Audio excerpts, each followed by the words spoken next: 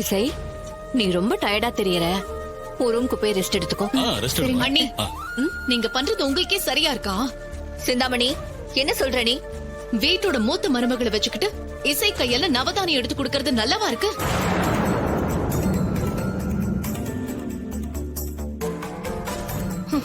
நாலு பேர் நம்ம குடும்பத்தை பத்தி என்ன நினைப்பாங்க? இப்ப ஸ்டேஜாவை யாராவது மதிப்பாங்களா? நம்ம குடும்பத்துல இருக்கிறவங்கள நாமளே விட்டு கொடுக்க கூடாதுன்னு நீங்க தான் அண்ணி சொல்லுவீங்க. இப்ப நீங்களே இப்படி செய்யலாமா அண்ணி? சிந்தாமணி, நான் யோசிச்சுதான் இந்த முடிவையே எடுத்தேன். யாரு என்ன நினைச்சாலும் அத பத்தி எனக்கு கவலையே இல்ல. ஸ்ரீஜா அவ மேல தப்பு இல்லைன்னு நிரூபிச்சு உண்மையை கொண்டு வரட்டும். அது வரைக்கும் இந்த வீட்டு மருமகளுக்கான எந்த உரிமையும் அவளுக்கு கிடையாது.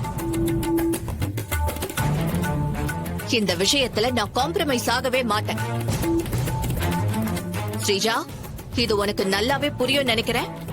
புரியுது.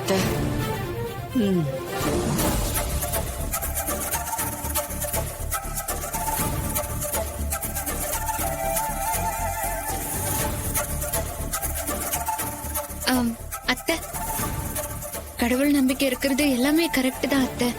அதுக்காக உடம்ப வருத்தி இப்படி இந்த தீ மிதிக்கிற விஷயத்த செய்யணுமா? உடம்ப வருத்திக்கிறேன்னு நினைக்காத இசை. இத்தனை நாளா நம்ம குடும்பத்தோட நிம்மதிக்காக தான் நான் தீ மிதிச்சேன்.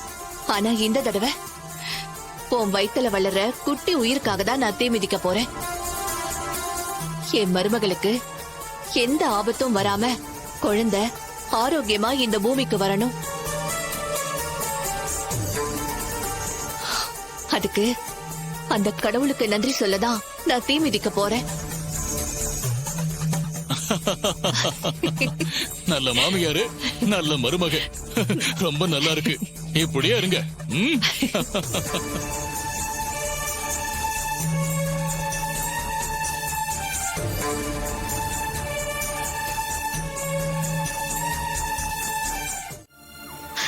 ஆமா, நான் பார்த்தேன். பார்த்தா பத்தாவது வருஷனே, அம்மாக்கு ஸ்ரீஜா மேல இவ்ளோ கோவம் வர்றதுக்கு பின்னாடி நம்ம எஃபர்ட்டும் இருக்கு. அத மனசுல வச்சுக்கோ. புரியுது ராகவ். நீங்க போடுற சின்ன சின்ன எஃபர்ட்ஸ் கூட நான் மறக்கல. ஜஸ்ட் என் மனசுல தோணுனத நான் சொன்னேன். இன்னைக்கு விஷால் போன காரியம் மட்டும் ஒர்க் அவுட் ஆயிடுச்சுன்னு வச்சுக்கோ. அதே ஒரு எவிடன்ஸ் ஆக்கி அந்த ஸ்ரீஜாவை நாம வீட்டை விட்டு வெளியே அனுப்பிடலாம். புரியுது ராகவ். நீங்க போடுற சின்ன சின்ன எஃபர்ட்ஸ் கூட நான் மறக்கல. ஜஸ்ட் என் மனசுல தோணுனத நான் சொன்னேன். இன்னைக்கு விஷால் போன காரியம் மட்டும் ஒர்க் அவுட் ஆயிடுச்சுன்னு வச்சுக்கோ. அதே ஒரு எவிடன்ஸ் ஆக்கி அந்த ஸ்ரீஜாவை நாம வீட்டை விட்டு வெளியே அனுப்பிடலாம். நானும் நடந்த விஷயத்தெல்லாம் சொல்லி அம்மா கிட்ட மன்னிப்பு கேட்டு உன்னை நம்ம வீட்டுக்கு ராயலா கூட்டிட்டு போவேன். ஓகே? ஆமா வர்ஷினி, நம்ம ஆல்மோஸ்ட் பாதி விஷயத்த கடந்துட்டோம். இன்னும் கொஞ்சம் தூரம் தான். அது வரைக்கும் கொஞ்சம் பொறுமையா இரு. இந்த ஆடி மாசம் நமக்கு எல்லாமே நல்லதாதான் நடக்கும். அக்கா, அப்பப்போ மூட் அவுட்ல எதையாவது யோசிக்கும் போது நீயும் ராகவும் தான் எனக்கு ஆதரவா இருக்கீங்க. ரொம்ப தேங்க்ஸ்கா. ஹே, என்ன தேங்க்ஸ் எல்லாம் சொல்லிக்கிட்டு? நீ என் தங்கச்சி இல்ல?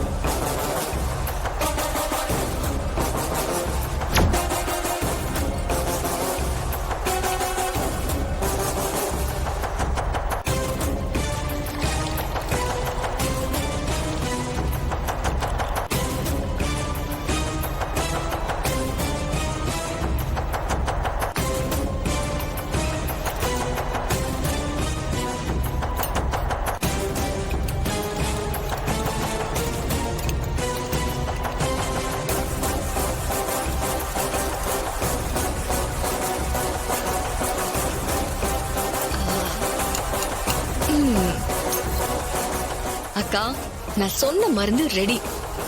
இத நீங்க குடிக்க வச்சா மட்டும் போதும். சரி, அப்புறம் ஏன் நின்னுட்டு இருக்க? போய் உன் கையாலே கொடுத்துட்டு வந்துரு. என்னக்கா நீங்க இந்த ஜூஸ் எடுத்துட்டு போய் நான் அத்தை கிட்ட குடுக்கணுமா? நான் கொண்டு போய் கொடுத்தா கிச்சனுக்குள்ள உன்னை யார் போக சொன்னாங்கன்னு சொல்லி சத்தம் போடுவாங்க. எனக்கு அந்த வம்பே வேண்டாம். நீங்களே போய் கொடுங்க. நானா? நான் கொண்டு போனா மாட்டிக்க மாட்டேனா? அக்கா அதெல்லாம் நீங்க மாட்ட மாட்டீங்க. இன்னும் சொல்ல போனா இந்த கூல் ட்ரிங்க் குடிச்சுதான் அத்தைக்கு அம்மா போட்டுச்சுன்னு யாராலையும் கெஸ் பண்ண முடியாது. ஓ, அப்படியா சொல்ற? அப்ப சரி, நீ அது குடு. ஐயோ. அக்கா அக்கா, அக்கா இத மட்டும் கொண்டு போனீங்கன்னா நீங்க மாட்டிக்குவீங்க. ஒரு நிமிஷம் இருங்க.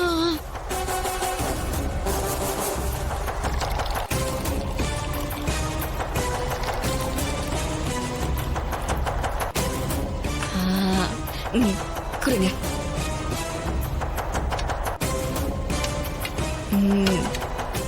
அக்கா நடுவுல இருக்கிற கிளாஸ் அத்தையோடது, மாத்தி யாருக்கும் கொடுத்துறாதீங்க.